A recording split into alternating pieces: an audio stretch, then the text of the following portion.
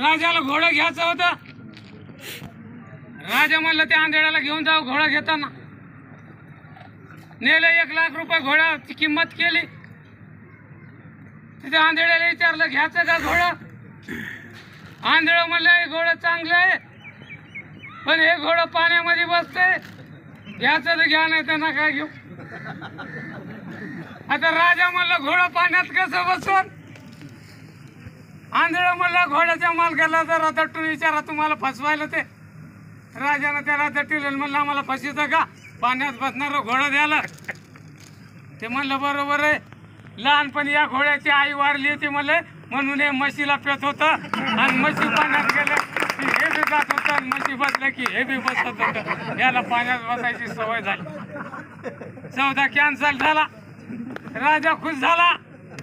दरबारात आल्यावर आंधळ्याला म्हणलं 10 किलो ज्वारी बक्षीस देतो पण तुला कसं काय माहीत झालं घोडं पाण्यात बसतंय म्हणून. आंधळ म्हणलं राजेसाहेब मी आता घोड्याचा वास घेतला तर त्याच्या अंगामध्ये मला शेणाचा वास आला म्हणून मी अंदाज लावला की कुठं तरी पाण्यात बसलं मसड याच्यावर अंगावर हागली म्हणून. त्याला 10 किलो ज्वारी बक्षीस दिली. त्याच्या बाद दुसरी गोष्ट झाली. राजाच्या पोराला पोरगी बघायला जायचं. दुसऱ्या राजाची पोरगी होती या राजाचं पोरग. आता राजा म्हणला आंधळ्याला घोड्याचं कळतंय तर माणसाचं बी कळत असत.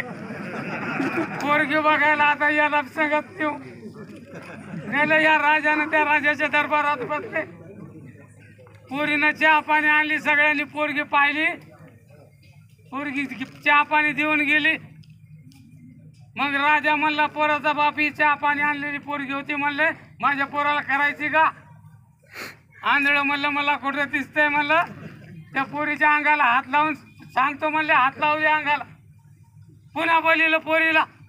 आंधळ्याच्या पुढं उभी केली. पोरीच्या अंगाला हात लावला आणि पोरीला जा म्हणलं. आणि राजाच्या कानात सांगितलं म्हणलं राजे साहेब ही पोरगी राजाच्या पोटची आहे पण राणीच्या पोटची नाही. बाप राजा आहे पण आई राणी नाही. आई दुसरीच बाई येते नाचणारी बाई. करायची तर करा नाही नका विचार. ते राजाला म्हणलं ते म्हणलं हुंड्याचं काय बोला पण ही पोरगी म्हणले माझी नाचणारी बाईची मीच बाप आहे आई राणी नाही. सोयरीक बी कॅन्सल केली आंधळ्यानं. राजा म्हणला पुन्हा तुला 10 किलो ज्वारी बक्षीस देतो पण तुला कोणा सांगितलं होतं ही नाचणाऱ्या बाईची पोरगी आहे म्हणून. आंधळ म्हणलं राजे साहेब त्या पोरीनं जेव्हा चहा पाणी आणलं पायाचे घुंगरं होते तिच्या आवाजाची चाल नाचणाऱ्या बाईच्या आवाजासारखी होती. आणि दुसरी गोष्ट त्या पोरीच्या अंगाला हात लावला तर गार उभी राहिली. चांगली बाई अंगाला हात कसा लावली म्हणून मी अंदाज लावला म्हणले. पुन्हा राजानं 10 किलो ज्वारी बक्षीस दिली. आता म्हणलं माझं भविष्य सांग आंधळा तुला हुशार आहे मागलं पुढचं सगळं सांग. आंधळ म्हणलं तुमचं सांगितलं की माझं मुंडकं शाट करतात तुम्ही. म्हणले नाही नाही सांग. आग्रह केला. एकांतामध्ये सांग म्हणले. एकट्यामध्ये गेले. आंधळ म्हणलं राजाला राजे साहेब तुम्ही राणीच्या पोटचे राजाच्या पोटची नाही हलकट घराण्यातली भिकार चोटा औलाद आहे तुम्ही.